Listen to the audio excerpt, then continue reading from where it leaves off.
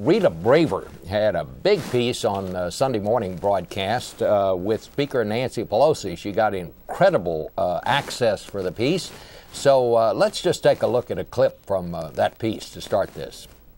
Well, she's from Baltimore, so you know we know how to we know about effective leadership in the state of Maryland for sure. I just happen to disagree with the effectiveness of it, but no, she's been very effective at ramming through an agenda that the American people doesn't want.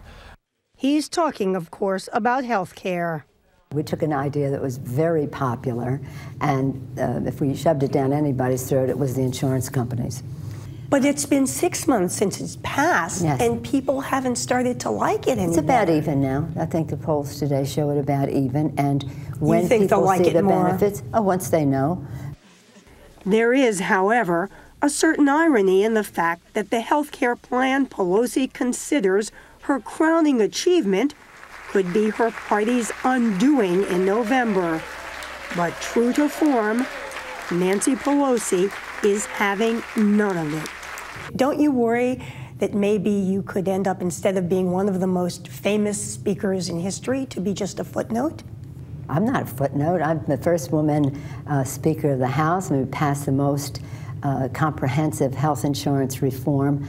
I didn't come here about me. I came here about policy and the issues, and I wouldn't, are you saying, would I rather not have passed the health care bill so I could keep this office? Never. Never.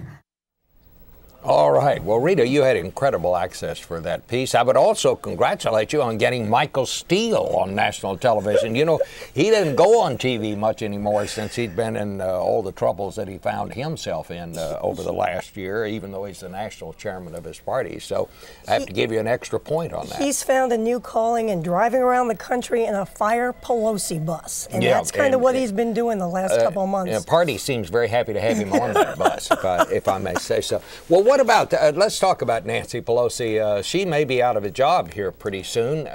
She seemed very upbeat when you talked to her. You know, you can imagine that she has to be the captain, even if it's the Titanic. She's got to go down with the ship.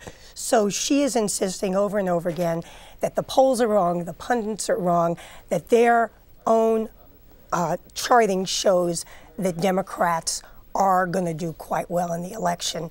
Now, she may be whistling in the wind, and she's also going because she's wanted in more places where Democrats are doing okay. But look, there's no question, and we showed earlier in the piece, that Democrats are turning against her.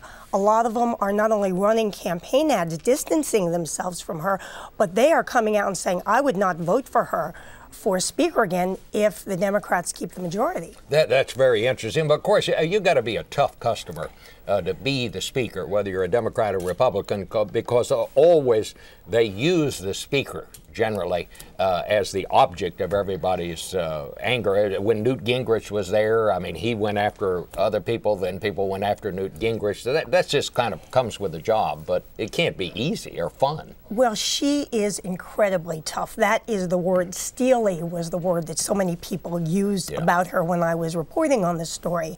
But she's an odd combination, Bob, because here she is as somebody who is the Speaker of the House, but she defines herself as mother and grandmother, says she likes being grandmother of 8 more than being Speaker of the House. And I think a lot of people don't realize that she didn't even run for Congress until she was 47 years old. And she told me, once I decided to run, I decided to win. And I knew how to win, and that was how I helped the Democrats take over the House. And of course, this is all in her blood. Her dad was a congressman, was the mayor of Baltimore, and there's no tougher politics than on the streets of Baltimore. Without a doubt. And she is ready. I said to her at one point, did you ever really say, because I read this quote, that if somebody tears your face off, you have to be ready to tear their face off? And she said, well, I don't think I said that, but I said, if somebody punches you, you punch them right back. And that's what she's like. She is very, and at the same time, 70 years old, immaculately turned out all the time, and she even admits that since she started wearing pearls so much, the pearl industry has told her that they're doing very well. All right. Well, Rita Braver is a fine piece, and thanks for coming by and talking to us about it.